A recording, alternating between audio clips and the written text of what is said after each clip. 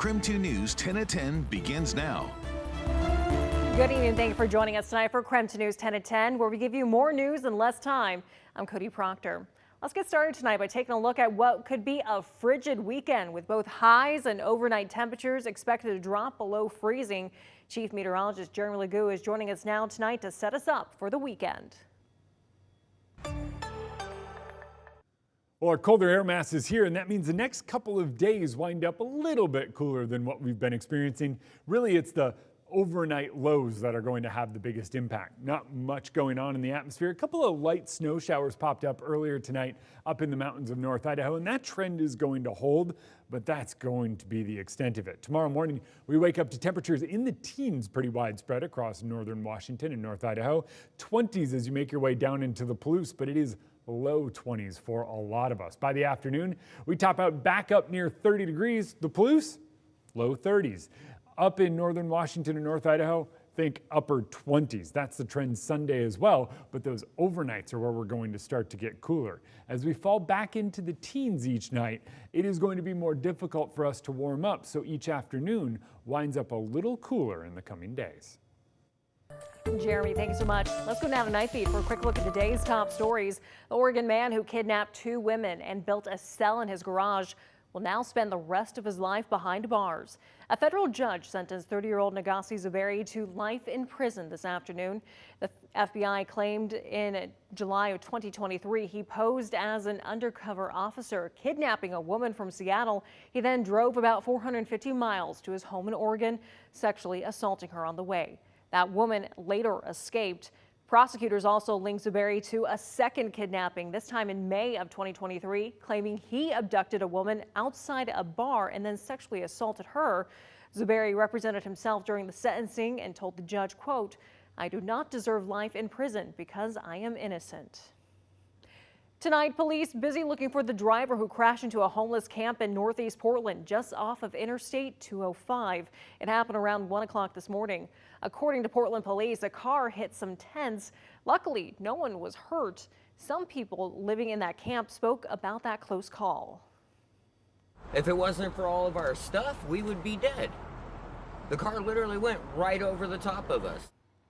3 years ago, a citywide emergency declaration went into effect prohibiting camping along dangerous high crash corridors to keep crashes like this from happening.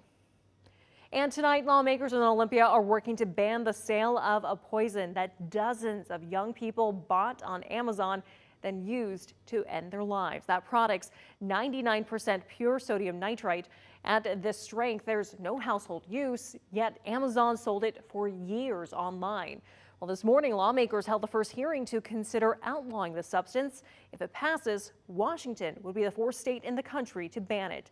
Today, one parent urged the Consumer Protection Committee to vote yes on the bill. On December 14th, 2020, my life changed forever.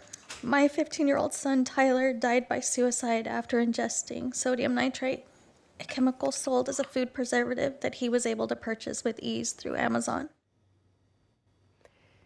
Now, if you or someone you know is struggling with mental health, you can always call or text the 988 hotline for support. And that was your Nightbeat tonight. To learn more about any of these stories, just head to our website, KREM.com. In the meantime, tonight, new video of a California home split in half after surviving the Palisades fire. Take a look at this right here. Right now, there are new concerns for homes that survived the fires. Hillsides have become increasingly unstable due to the loss of vegetation and large water drops used to fight the flames. And a major rainfall event like an atmospheric river could do even more damage. The infrastructure under thousands of homes have been compromised. And therefore, when the raindrops hit, it hits with more impact and it can displace the earth quicker, plus the root base can be compromised. More than 80,000 people remain under evacuation orders. It could be a week or more before homeowners are allowed to check on their fire damaged properties. Fire officials say teams first have to assess the threat of potentially toxic ash and debris. And new tonight, Idaho Governor Brad Little says he's working to prevent the same devastation being seen in California tonight. During a press conference today, Little suggests the state focus on fire mitigation technology, infrastructure protection, and insurance rate stabilization. Now, wildfires are a familiar issue in the Gem State. Over 1 million acres burned across Idaho last year. Governor Little says some residents now face higher insurance premiums or loss of coverage as a result. Right now, a bill's going through the House aimed at helping homeowners mitigate wildfire risk and stabilize insurance rates. Well, just into our newsroom tonight, Spokane police are asking the public for help in tracking down 2 suspects in an assault and robbery in North Spokane. Take a look at your screen right here, right now. Police say the men are in their 20s, wearing red hooded sweatshirts with the hoods pulled up. If you recognize either one of these men, contact Crime Check at the number on your screen right there. According to police, the 2 suspects approached the victim, who was sleeping on some steps. Officers say they demanded his belongings and then assaulted him before running away. Police say video of the suspects was obtained after they learned they went into a nearby gas station.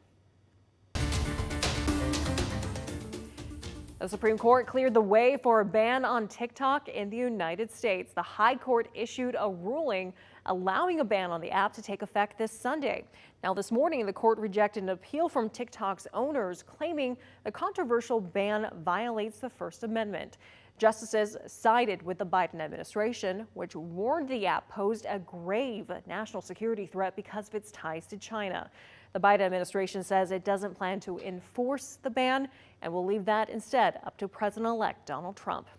Now, in the meantime, TikTok users flocked to the platform expressing outrage. Many of them hoped the court would instead delay the ban. Many have also said they rely on the app for extra income, and the app going away will hurt them financially.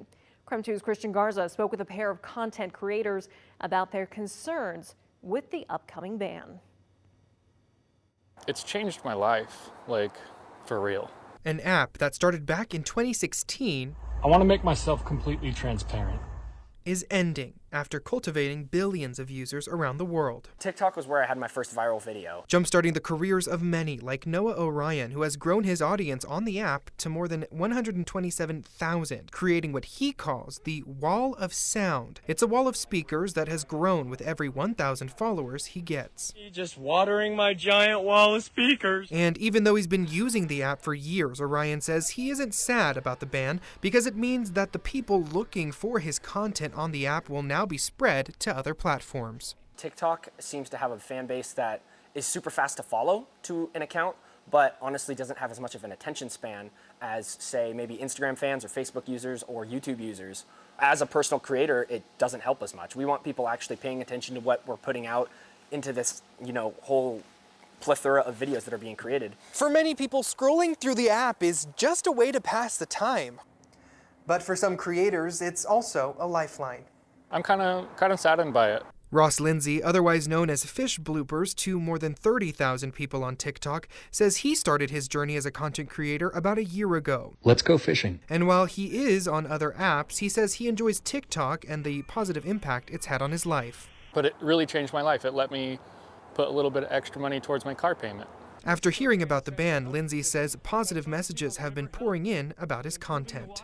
Comments that say, "You're the reason I went and got a fishing rod." And things like, "I didn't even know there was fish in the Spokane River." One of the highlights from his time on the app is the awareness he's brought to conservation in the inland Northwest. That wasn't my goal going in. It was just something that happened. And getting to partake in that was really cool. And while the future of TikTok is uncertain, both creators say they will continue to post on other apps for those that enjoy their content. Get outside, do something active. Christian Garza, KREM 2 News. And that was your KREM 2 News 10 at 10, where you get more news in less time.